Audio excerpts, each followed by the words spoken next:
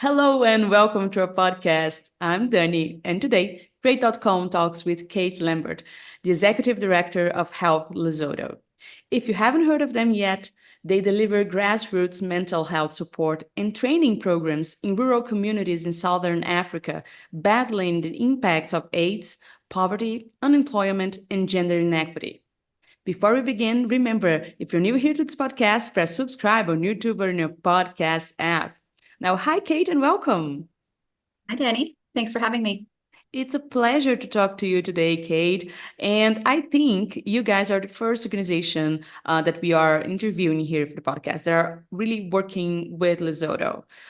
We have interviewed other African-based organizations, but none of them really are focused on this region. And I think it would be a very interesting and important opportunity for us to understand more what goes on there.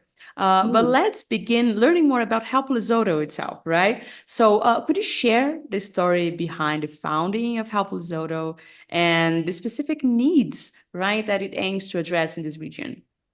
Absolutely. I think your comment about this being the first time you've interviewed an organization working in Lesotho is our typical experience as well, right? We have many people who are now involved with our organization, but who from the outset had no idea that Lesotho was even a country, let alone, what kind of work might be needed there. So it's very common for us to need to start from the very beginning.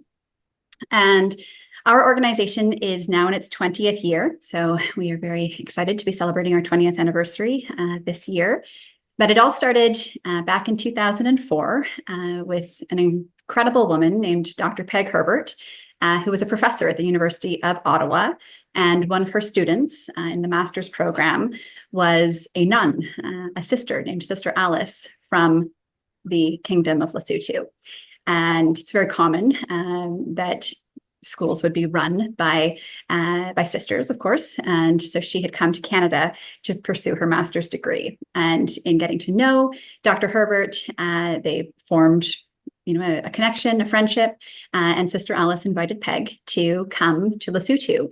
At that time, Peg had never heard of Lesotho either. It really was not on anybody's radar, and Peg, was very happy in her profession of being a professor and counselor, and was not looking to get an NGO started. But eventually she was able to make her way to Lesotho. And, when she returned to Canada and started sharing the story of what it was like to be there and what she experienced in the education system, and I think especially what she experienced and witnessed of what the HIV and AIDS pandemic was doing to Lesotho, people rallied behind her and said, we cannot just ignore this anymore, and we need to find a way to do something. And that is how Help Lesotho got started. And ever since then, we've had tremendous momentum.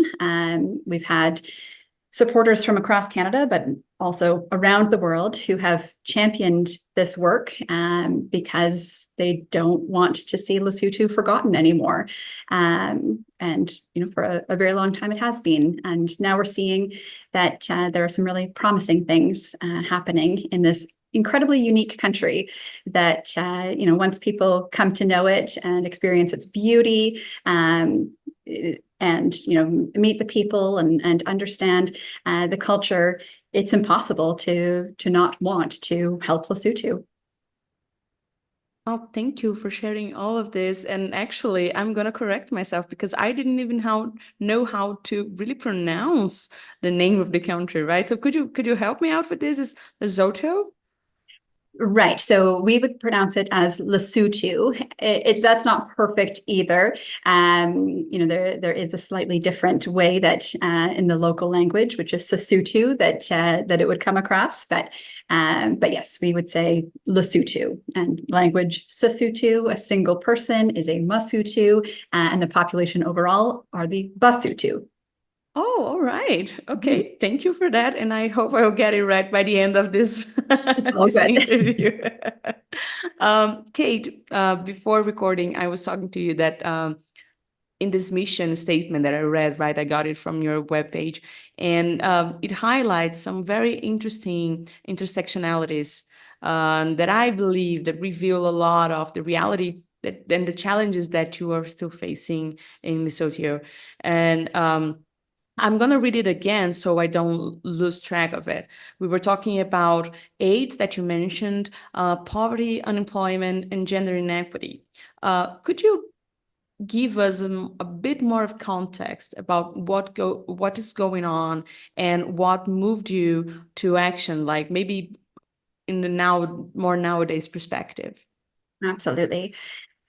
So I would say, back when Help Lesotho first started, the most pressing issue was HIV and AIDS. So Lesotho still to this day has the world's second highest rate of HIV and AIDS. So it means that nearly a quarter of the population is HIV positive.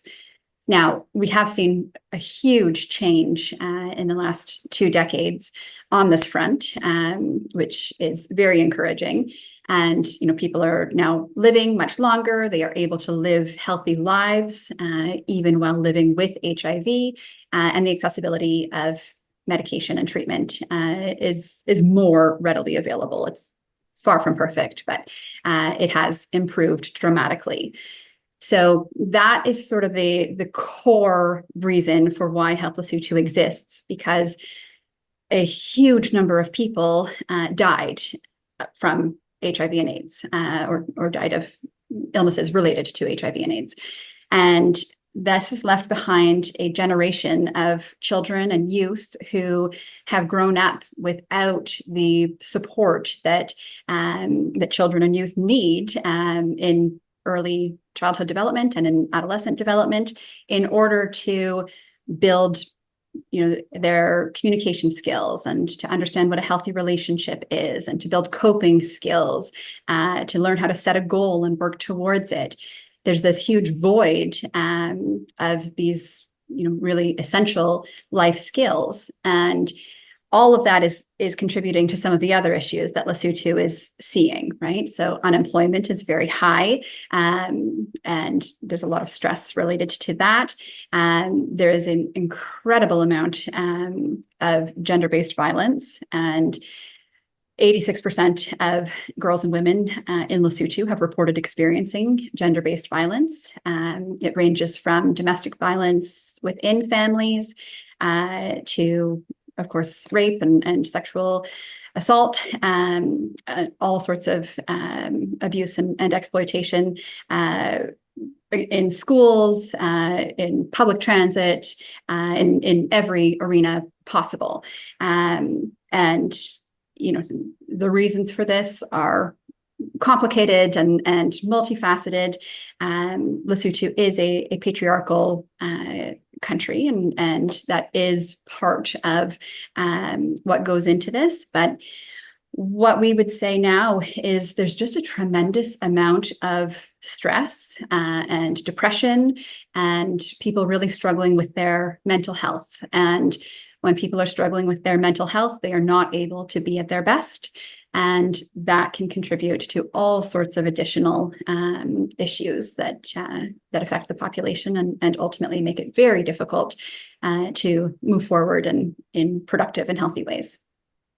Absolutely. And even though I'm really eager to learn more about your programs, I think I want to stop for a second to address this, because this is really like this final chord maybe of your work, right? Really talking about mental health. And I think we need to stop really and talk a bit about this, and maybe discuss the importance, right, of mental health support in these programs and in your programs that you have, and how do you integrate it in your approach, because it's a lot going on, right? So if you could give us more perspective on it, I would really appreciate it.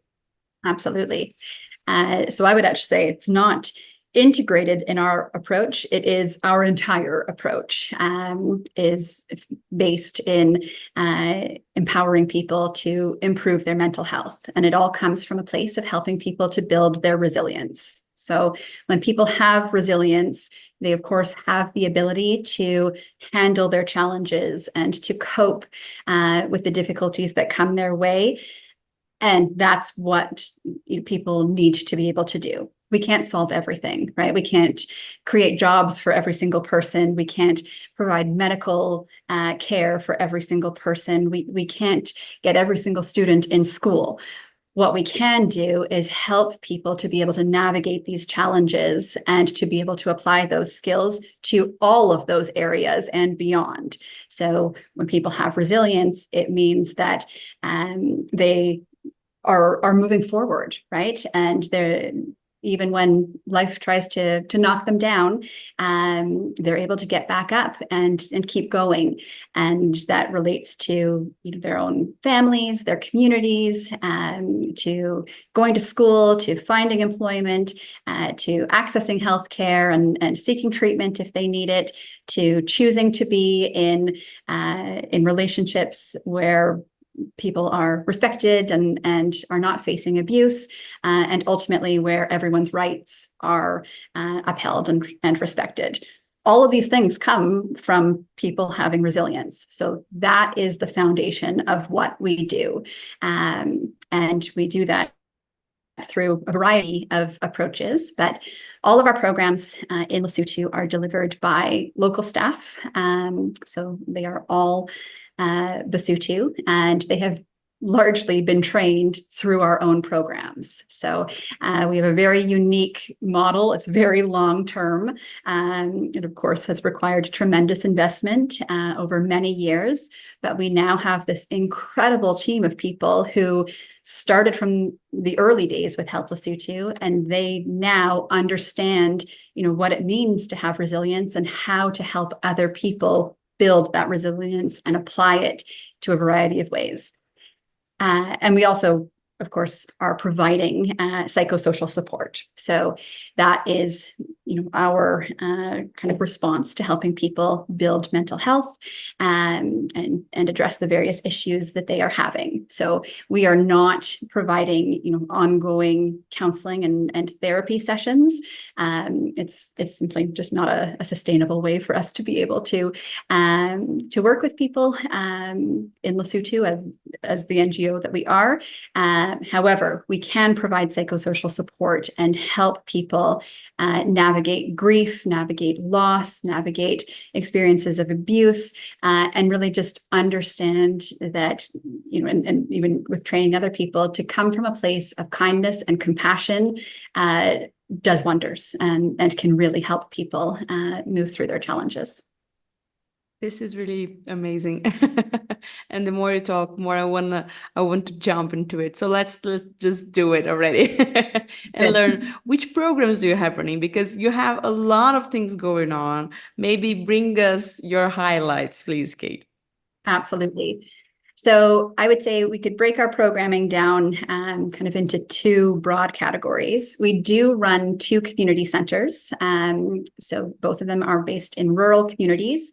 It's really important to us that we serve areas that don't have access to lots of other resources. So we have these two community centers where lots of things are going on, from simple things like having a playground, which doesn't really exist in many places in Lesotho, so that children can come and safely play and experience joy and friendship. We have libraries, we have computer labs, because Lesotho is getting connected, and it's important to equip people with digital skills. And then we also have ongoing programming that relates to helping young students prepare for going to high school so that they know how to navigate peer pressure and can stay focused on their studies. We have programming with schools and helping kids stay in school, whether they're at the primary level or the high school level. And the second major category of programming that we have would be what we would call village-based. So it's where our staff are going out to areas where we don't have a community center, and also where there's a serious lack of resources. And that allows us to work with young mothers, with grandmothers, with herd boys who are shepherds in Lesotho, and with community leaders, opinion leaders, all sorts of people who are influential in the community. And we go to them to deliver all sorts of different types of workshops and trainings that equip people with skills that they can apply to their lives. And we use a variety of training modalities, but the core of our work comes from an extensive library of modules that were largely developed by Dr. Herbert and her psychosocial expertise. And these modules cover a huge range of topics like sexual and reproductive health, of course, psychosocial support, violence and abuse, healthy relationships, communication skills, all sorts of things that allow people to move forward with their lives and build the connections that they need to get their families and schools and communities moving in a direction that they want to see them moving in. I am really, really impressed by the amount of work that you guys are doing there and the different aspects of life that you're able to cover. And you gave us a summary, right? A very short version of what's going on.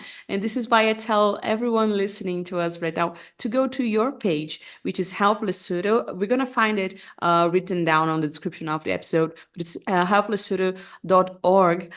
You can get all of this information that Kate mentioned with more detail. If you want to know more about the organization, you can find it also in there, and you can use it to get in touch. But we're going to go into this bit of conversation later. Before, Kate, I'd like to know, because we were talking here about the present, about what's going on, about this amazing work that you guys have been doing, but it's a constant progress, right? It's a constant process of understanding better the changing needs, the flow of people's lives. What is lying ahead for Help Lesotho on the next years? Absolutely. Thank you. So I would say what our priority in the next little while is, it does continue to relate to mental health. So that's not going anywhere.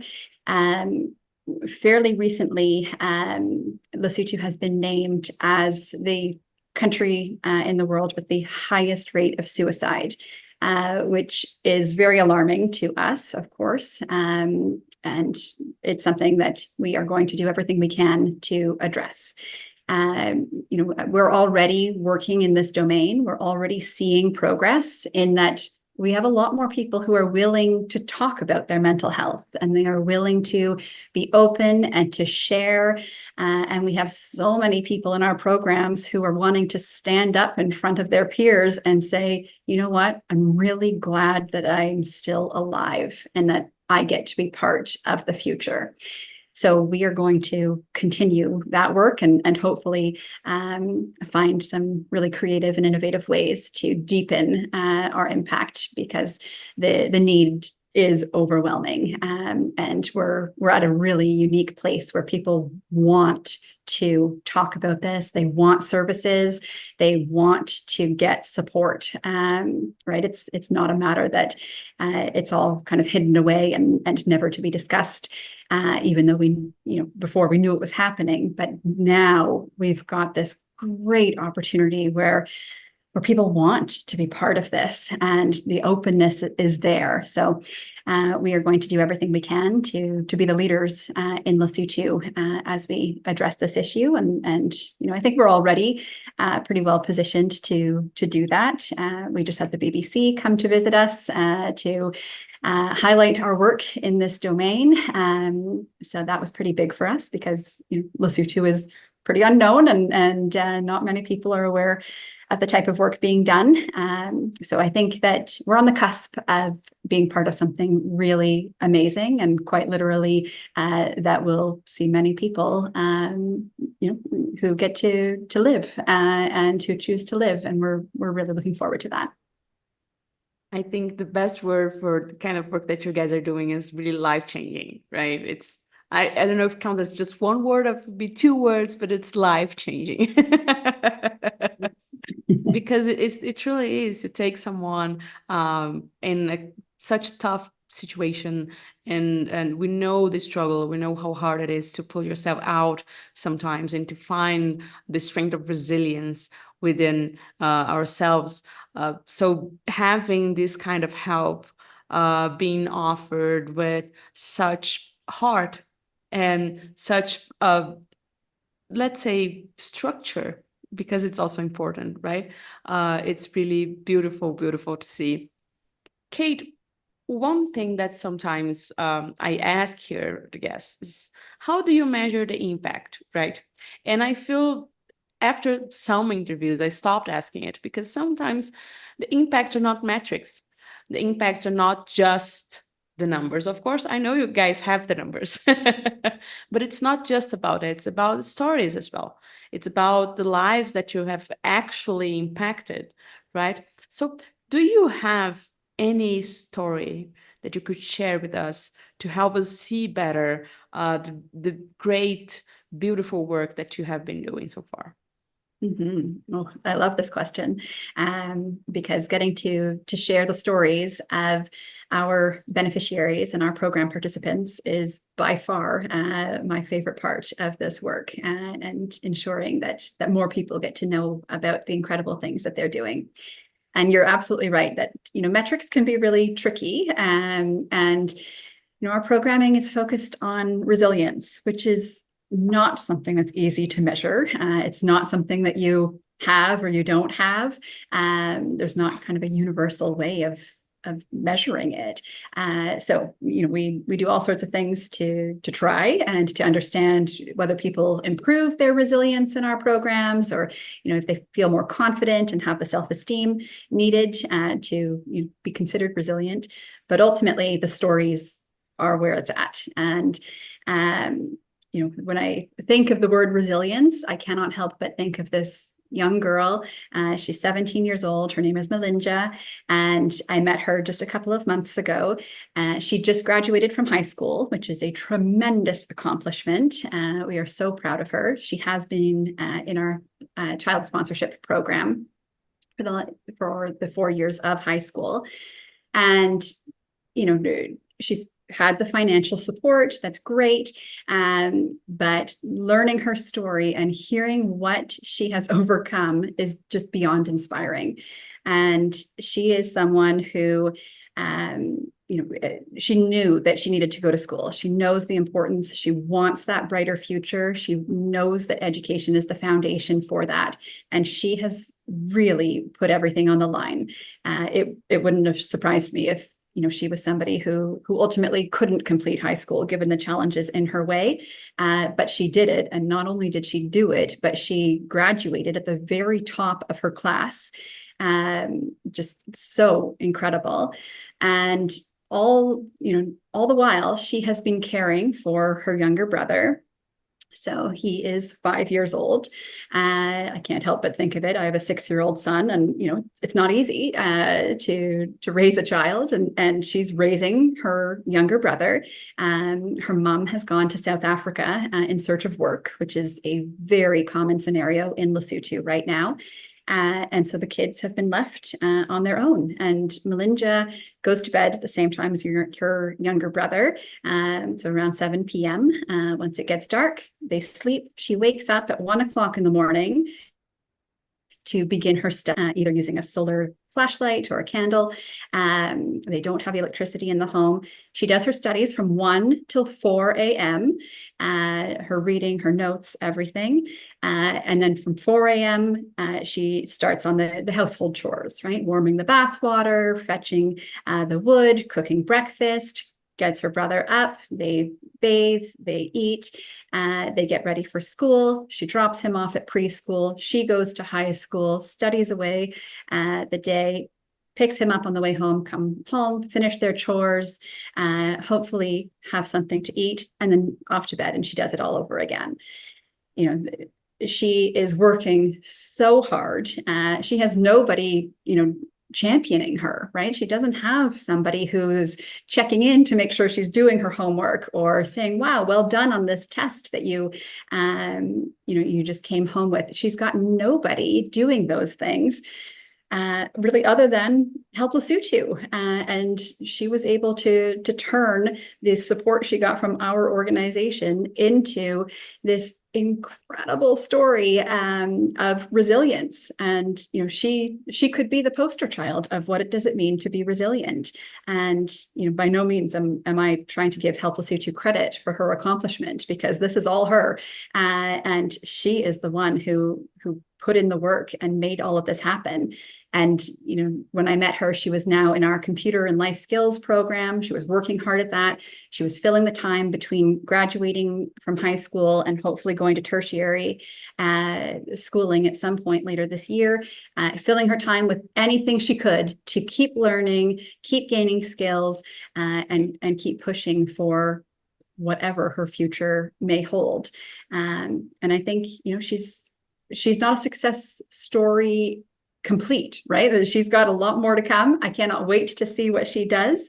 But every step of her journey continues to be inspiring. And I love imagining how many Melinjas are out there who are taking what they learn and turning it into something really beautiful. This is really a beautiful story. Thank you so much for bringing it in and sharing with us, Kate. It does. I understand when you say that, oh, don't want to give the full credit. But in one hand, we need to think that we need to foster, right? We need the right environment as well to foster this in kids. It is hard already. So if you take out the help, if you take out this shelter in a sense, right? This place that will remember her the power that she has. Uh, it's far more complicated. So it's absolutely a wonderful testament of the power of resilience and why it's so important to have organizations such as Help Lesotho to foster this in kids and in everybody. Absolutely. Kate, with this, I'm gonna move to my next question. That is, to everyone that was listening or watching us right now that would like to get involved with you guys, what would be the best ways to help you keep moving forward? Mm-hmm. So I'm going to give you two answers. And the first is that, of course, we are an NGO. We do rely on donations in order to do our work. And I would love for your listeners to know that, literally every amount makes a difference, right? So we have people who give $5 or $10 a month, right? And it's less than a cup of coffee or a Starbucks drink for a single one, and it's something that really adds up. So I would encourage people to never shy away from making a gift, and especially a monthly gift, if they are able to find that extra $5, $10, $25. It's a really great place to start. The next thing I would love to encourage people to do is to just talk about our work. Help Lesotho has grown through word of mouth. And as people have heard about the work that we do, heard the story, they want to be involved. And that's a really great position to be in. So the more that people are able to kind of advocate that we are an organization that is creating very real impact and changing lives in a very real, sustainable way, that's where we find the people who are able to, to support us in different ways. And whether that means that they are funding a program, or, making a multi-year commitment, or, getting their company involved, getting their school involved, whatever it may be, those personal connections, through word of mouth are, what fuel our organization. So anything you can do to make sure that more people know about our work is so helpful. Thank you. Thank you so much, Kate, for joining us today. This was really a brilliant conversation and I learned so very much. So thank you for all this. Thank you so much. It's been a pleasure speaking with you. Oh, likewise. And to everyone listening or watching us, thank you also for staying for this more episode. And remember, we need to be champions for this cause. We need to spread the word about the importance of organization, this organization specifically, but also about the Lesotho as well. So the more people learning about what is going on in different places around the globe, the more help we are able to provide to people. So with this, I urge you to, if you like this episode, subscribe, it helps us, but also share the content with your friends, with your family, in your social media, in your workplace. Maybe it's something simple as that, as Kate just said, but just spreading the word helps us get the news out there, helps us reach more people and get more help the way we need. And in this case, specifically, helps us spread the word about the importance of the work that Help Lesotho is doing. Bye, guys. Check their page. The link is here as always. You have no excuse not to click on it. Just take a look and help out if you can, all right? Bye, and I see you in the next episode.